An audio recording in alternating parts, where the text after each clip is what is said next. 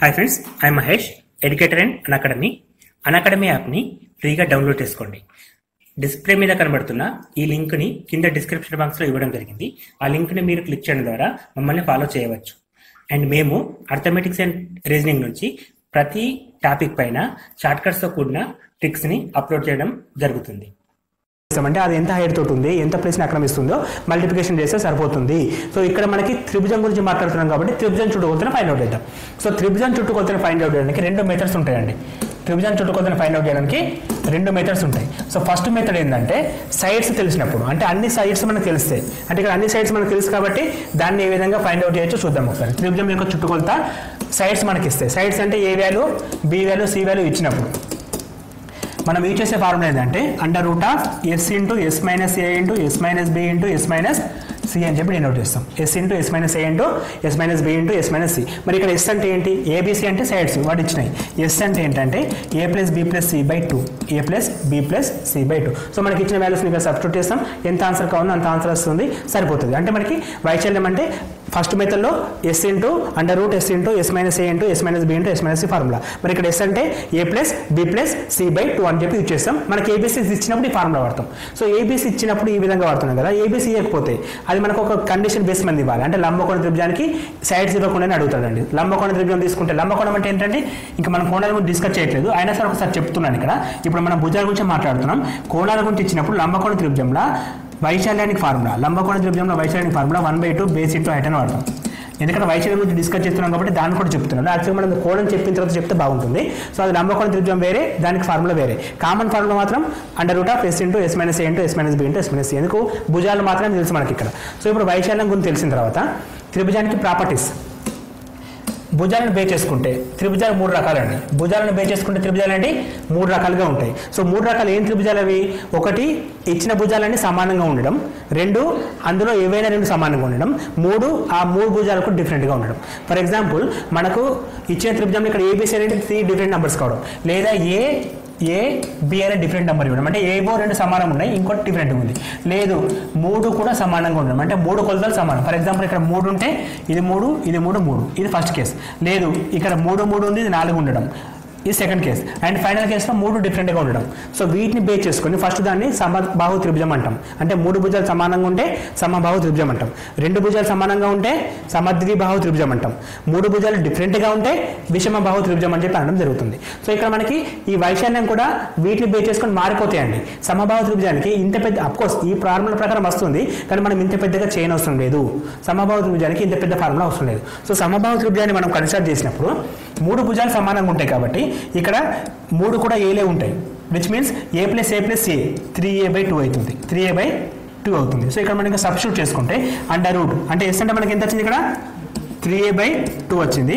Yes minus a 3a/2 minus a. And second one s minus b, మళ్ళీ ఏనే, last one కూడా ఏనే, అంటే 3 టైమ్స్ ఉంది. సో √3a/2 ఇంటూ ఎల్సిఎం 2 అండి, 3a - 2a ఏ అంటే a/2 వస్తుంది. సెకండ్ వన్ కూడా a/2 వస్తుంది, లాస్ట్ వన్ కూడా a/2 వస్తుంది. మనకు క్లియర్గా గమనిస్తే కింద 1, 2, 3, 4 2 ఉన్నాయి. రూట్ నుంచి బయటకు వస్తే 2 2 వస్తాయి, 4 బయటకు వస్తే 2 వస్తాయి. సో పైన 3 అనేది రూట్లో ఉంది కాబట్టి రూట్ అట్లే పెట్టేస్తున్నా. అండ్ 1, 2, 3, 4 ఏస్ మధ్యలో ఇంటీస్ ఉన్నాయి కాబట్టి a⁴ అవుతుంది, బయటకు వస్తే a² అయిపోతుంది. అంటే √3/2 × 2 4 × a². సమబాహు త్రిభుజానికి ఫార్ములా మనకి, సమబాహు త్రిభుజం యొక్క వైశాల్యం √3a²/4 అని చెప్పి రాస్తాం. సో ఇంత పెద్దగా రాయాలంటే అవసరం లేదండి, డైరెక్ట్ ఈ ఫార్ములా కూడా యూజ్ చేసి సమబాహు త్రిభుజం వస్తుంది, రాదని కాదు. కాకపోతే అక్కడ మనకి ఒక సైడ్ మాత్రం ఇస్తాడు. ఒక సైడ్ 3 అని చెప్పినప్పుడు మనం 3 సైడ్స్ ఎట్లా తీసుకొని కన్ఫ్యూజ్ అవుతాం. ఆ కన్ఫ్యూజ్ కాకుండా ఉండడానికి డైరెక్ట్ ఫార్ములా వాడచ్చు, లేదా 3 సైడ్స్ కూడా 3 3 3 తీసుకుంటే ఆటోమేటిక్గా ఇదే ఆన్సర్ వచ్చేస్తుంది మళ్ళీ. సో మెథడ్ అనేది సింపుల్గా చేయడం మన ఇంటెన్షన్ కాబట్టి మనం ఈ ఫార్ములా వాడతాం. సో ఇక్కడనే హైట్ అనే కాన్సెప్ట్ వస్తుంది, ఇంకోటి ఎత్తు అనే కాన్సెప్ట్ వస్తుంది. సో ఎత్తు అనే కాన్సెప్ట్ ఎట్లా వస్తుందంటే, ఒక సమబాహు త్రిభుజం తీసుకుంటే త్రిభుజంలో ఎత్తు ఉంటుందండి. అంటే ఒక భుజం నుంచి పైకి పక్క భుజానికి ఇచ్చిన లంబాన్ని ఎత్తు అని చెప్పి అనడం జరుగుతుంది. సో అంటే అది కూడా క్రాస్గా ఉండదు, ఇట్లా ఉంటే కాదు, కంపల్సరీ లంబకోణం చేస్తే దాన్ని మనం ఎత్తు అని చెప్పి అంటాం.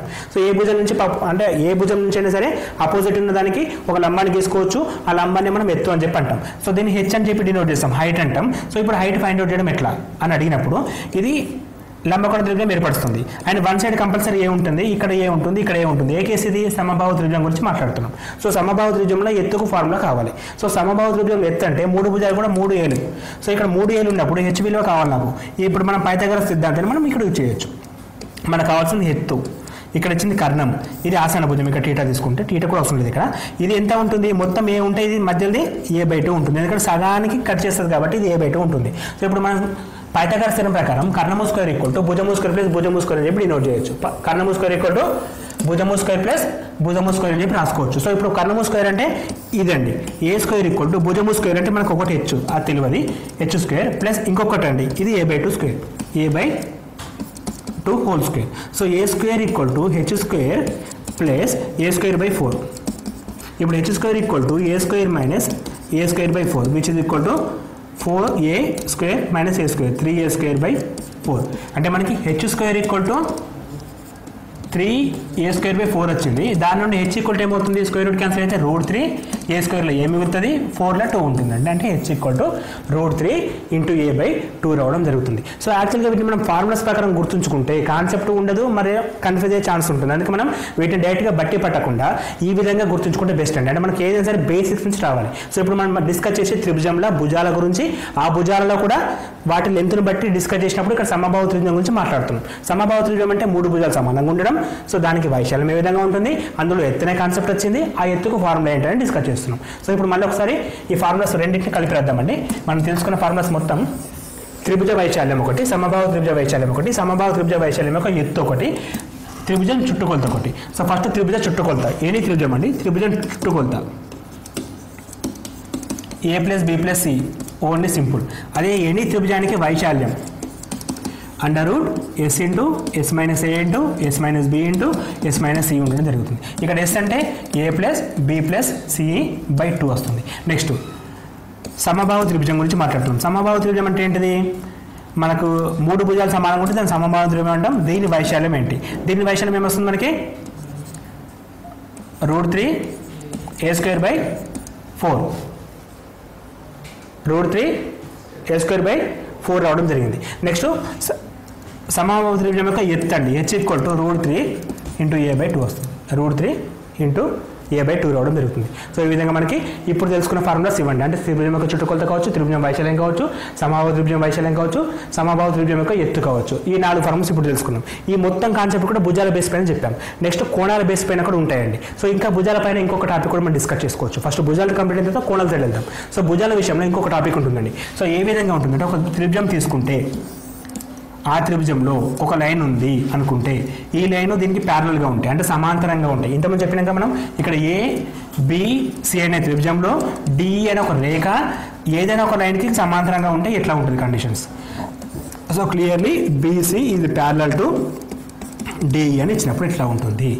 అంటే దీనికి మనం BPT బేసిక్ ప్రపోర్షనాలిటీ థియరం ప్రకారం వాటి నిష్పత్తి సమానం. అంటే ఈ విభజించే నిష్పత్తి సమానం. విభజించే నిష్పత్తి అంటే AD/DC, AD/DC which is equal to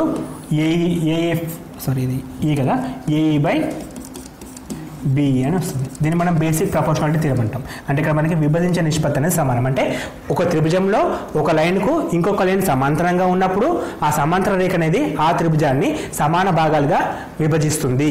అంటే ఆ నిష్పత్తి సమానం. ఆ నిష్పత్తి అనేది ఎట్లా వస్తుందంటే, 2 భుజాలు like AD/DC equal to AE/EB రావడం జరుగుతుంది. సో దీనిపైన నెంబర్ ఆఫ్ క్వశ్చన్స్ ఎక్కువ అడుగుతారు మనకి. ఏ విధంగా అడుగుతారు అంటే, ఫర్ ఎగ్జాంపుల్ ఇది 3, ఇది 4, ఇది 6, ఇది ఎంత అంటే అప్పుడు ఏం చేయాలి మనం? 3/4 equal to 6/x, 3/4 equal to 6/x అని క్రాస్ మల్టిప్లికేషన్ చేస్తే మనకి 3x అంటే 2 వస్తుంది. 2 × 4 అంటే 8 అవడం జరుగుతుంది. అట్లా అడగచ్చు. ఇంకొంచెం ఎక్స్టెండ్ చేస్తే ఇది x+3, ఇది x+2, ఇది x+4, ఇది x అయితే x వాల్యూ ఎంత అని కూడా అడగచ్చు. సో ఇప్పుడు మనం కూడా మళ్ళీ x+3/x+2 ఈక్వల్ టు x+4/x అని తీసుకుంటే ఆ ఈక్వేషన్ సింప్లిఫై చేస్తే x వాల్యూ రావడం జరుగుతుంది. అంటే మనకి బేసిక్ ప్రపోర్షనాలిటీ థియరం అనేది చాలా చాలా ఇంపార్టెంట్. మన త్రిభుజం నుంచి ఎక్స్పెక్ట్ చేసిన ఫస్ట్ క్వశ్చన్ కూడా ఇదేనండి. తర్వాత మనకి వైశాల్యం నుంచి అడగచ్చు, కానీ బేసిక్ ప్రపోర్షనాలిటీ థియరం పైన మోస్ట్ నెంబర్ ఆఫ్ క్వశ్చన్స్ అడిగే ఛాన్స్ ఉంది. సో ఇది మొత్తం కూడా భుజాల పైన డిపెండ్ అయిన టాపిక్ అండి. ఇక మనకి నెక్స్ట్ కోణాలు పైన త్రిభుజం ఏ విధంగా ఆధారపడుతుంది, ఆ కోణాల నుంచి త్రిభుజం ఏ విధంగా రాయొచ్చు, మరి తర్వాత ఇవి అంతా కూడా 3 లైన్స్ గురించి. 4 లైన్స్ ఎట్లా ఉంటాయి, వాటి ప్రాపర్టీస్ ఏంది. ఇంక ఇది మొత్తం కూడా 2 డైమెన్షన్ టాపిక్స్ అండి. ఒక విషయం చెప్పాలి ఇక్కడ, ఆ 2 dimension topic 3 dimension topic difference అనేది తెలియాలి ఫస్ట్ మనకి. అంటే మనం 2 డైమెన్షన్ అంటున్నాం, 3 డైమెన్షన్ అంటున్నాం, వాటి మధ్య ఫస్ట్ డిఫరెన్స్ ఏందో తెలియాలి. సో 2 డైమెన్షన్ అంటే ఏంది, 3 డైమెన్షన్ అంటే ఏంది. ఇంతకుముందు మనం ఒక విషయంలో చుట్టుకొలత అంటే రౌండ్గా ఉండే మొత్తం లెంత్ అని చెప్పి అన్నాం. అండ్ వైశాల్యం అంటే అది ఆక్రమించే స్థలం అని చెప్పినాం. ఇంకొక టర్మ్ ఉంటుంది ఘనపరిమాణం, వాల్యూమ్ అని చెప్పి అంటాం. మరి ఘనపరిమాణం అంటే ఏంటి కూడా తెలియాలి. సో ఘనపరిమాణం అనేది దేనికి ఉంటుంది. ఫస్ట్ ఆఫ్ ఆల్ ఘనపరిమాణం అనేది చతురస్రానికి ఉంటుందా, ఉండదు. త్రిభుజానికి ఉంటుందా, ఉండదు. ఒక వృత్తానికి ఉంటుందా, ఉండదు. మరి దేనికి ఉంటుంది, ఒక స్తూపానికి ఉంటుంది, ఒక గోళానికి ఉంటుంది, ఒక కోన్ అంటే శంకుకు ఉంటుంది. సో డిఫరెంట్ పిరమిడ్ అట్లా వాటికి ఉంటుంది, కానీ వీటికి ఉండట్లేదు. ఎందుకు ఉండట్లేదు అంటే అవి మొత్తం 3 డైమెన్షన్ సంబంధించిన క్వశ్చన్. ఘనపరిమాణం వాల్యూమ్ అనేది 3 డైమెన్షన్ సంబంధించింది. అదే మనకి వైశాల్యం ఏరియా కావచ్చు, పెరిమీటర్ కావచ్చు, 2Dకి సంబంధించిన టాపిక్. సో 3Dలో 3 డైమెన్షన్కి వాల్యూమ్ ఉంటుంది, యాజ్ వెల్ యాజ్ ఏరియా ఉంటుంది, యాజ్ వెల్ యాజ్ పెరిమీటర్ ఉంటుంది. సో 3 టాపిక్స్ ఉంటాయి, కానీ ఇక్కడ మాత్రం కేవలం ఏరియా మాత్రమే ఉంటుంది అండ్ పెరిమీటర్ మాత్రమే ఉంటుంది. ఇక్కడ వాల్యూమ్ రాదు. అండ్ మరి వాల్యూమ్ అంటే ఏంటి కూడా తెలియాలి. వాల్యూమ్ అంటే కంప్లీట్గా ఆక్యుపై చేసే ప్లేస్ కాదు, సారీ, ఏరియా అంటే ఆక్యుపై చేసే ప్లేస్. మరి వాల్యూమ్ అంటే ఏ విధంగా చెప్పొచ్చు, వాల్యూమ్ అంటే ఏ విధంగా చెప్పొచ్చు అంటే దాని కెపాసిటీ ఏంటి, దాని కెపాసిటీని మనం వాల్యూమ్ అని చెప్పి అనడం జరుగుతుంది. సో దేని తీసుకున్నా దాని కెపాసిటీని ఫైండ్ అవుట్ చేయడం. ఫర్ ఎగ్జాంపుల్ చిన్న డ్రమ్ము తీసుకుందామండి. ఒక డ్రమ్ము తీసుకుంటే ఫస్ట్ చుట్టుకొలత కావాలి, అంటే దాని రౌండెడ్ షేప్ లెంత్ ఎంత, అది చుట్టుకొలత వస్తుంది. సో ఒక డ్రమ్ అనేది స్తూపం షేప్లో ఉంటుంది కాబట్టి అక్కడ రౌండెడ్ షేప్కి వేరే ఫార్ములా రావడం జరుగుతుంది. రౌండెడ్ షేప్ అంటే 2 సర్కిల్ కాబట్టి సర్కిల్ 2πr తీసుకుంటాం. అండ్ డిపెండింగ్ అని హెచ్ కాబట్టి 2πr అని అంటాం. అది ఫస్ట్ చుట్టుకొలత. And second area. సో స్తూపానికి ఏరియా, ఒక డ్రమ్కి ఏరియా అంటే ఏంటి, అది ఎంత ప్లేస్ని ఆక్యుపై చేస్తుంది అనేది ఏరియాకి సంబంధించింది. అంటే వైశాల్యం అంటే అది ఆక్యుపై చేసే ప్లేస్. అండ్ థర్డ్ వన్ వచ్చేసి వాల్యూమ్ అంటే ఘనపరిమాణం. మరి ఘనపరిమాణం దేనికి సంబంధించింది అంటే దాని కెపాసిటీ ఎంత, అన్నిలో ఎన్ని లీటర్ల నీళ్లు పడతాయి అని చెప్పేసి డిస్కస్ చేసేది మొత్తం కూడా వాల్యూమ్ అండి. అంటే వాల్యూమ్ అంటే total surround area, I mean internal parts కూడా కలుపుకుంటే దాని వాల్యూమ్ అని చెప్పంటాం. ఈ వాల్యూమ్ అనేది 3D డైమెన్షన్ మాత్రమే వస్తుంది, 2Dలో రాదు. 2Dలో ఏమొస్తుంది అంటే ఓన్లీ ఏరియా పెరిమీటర్ మాత్రం వస్తుంది. అది 3 డైమెన్షన్లో మనకి పెరిమీటర్ ఉంటుంది. ఏరియాలో 2 types, lateral surface area and total surface area. అంటే ఉపరితల వైశాల్యం, సంపూర్ణతల వైశాల్యం వస్తుంది. అండ్ వాల్యూమ్ ఘనపరిమాణం కూడా రావడం జరుగుతుంది. కానీ పెరిమీటర్లో మాత్రం 2 డైమెన్షన్లో కేవలం వైశాల్యం మాత్రమే ఉంటుంది. ఇక్కడ సమ్ డిఫరెన్స్ లైక్ పక్కతల వైశాల్యం, సంపూర్ణతల వైశాల్యం అటువంటి రావు. అండ్ పెరిమీటర్ అంటే సింపుల్గా చుట్టూగా ఉండే కొలతను కూడా మనం తీసుకునే ఛాన్స్ ఉంది. సో ఈ విధంగా ఈ వీడియోలో మనకి భుజాలను బేస్ చేసుకుని ఏ విధంగా డిసైడ్ అయిందో తెలుసుకున్నాం. సో నెక్స్ట్ మనం తర్వాత వీడియోలో కోణాల పైన ఏ విధంగా డిసైడ్ అవుతుంది, అండ్ తర్వాత వచ్చే స్తూపం కావచ్చు, దీర్ఘచతురం కావచ్చు, చతురస్రం కావచ్చు, వృత్తం కావచ్చు, వాటి ఫార్ములాస్ వస్తున్నాయి, ఏ విధంగా వస్తున్నాయి, వాటి గురించి కూడా ఇన్డెప్త్ మ్యాటర్స్ అనేవి తెలుసుకోవడం జరుగుతుంది. అండ్ ఆ వీడియోస్ కనుక మీరు చూడాలనుకుంటే మా ఛానల్ ఫస్ట్ సబ్స్క్రైబ్ చేసుకోండి. ఎందుకంటే ఛానల్ సబ్స్క్రైబ్ చేసుకోవడం ద్వారా మేము పెట్టే వీడియో మీకు నోటిఫికేషన్ రూపంలో రావడం జరుగుతుంది. సో అట్లా రావడం వచ్చినప్పుడు మేము ఎప్పుడు పెడతామని చూడడం బదులు ఆ వీడియోని మీరు డైరెక్ట్గా చూసుకునే ఛాన్స్ మీకు ఉంటుంది. And thanks for watching. ఈ వీడియో నచ్చితే మీ ఫ్రెండ్స్కి షేర్ చేయండి.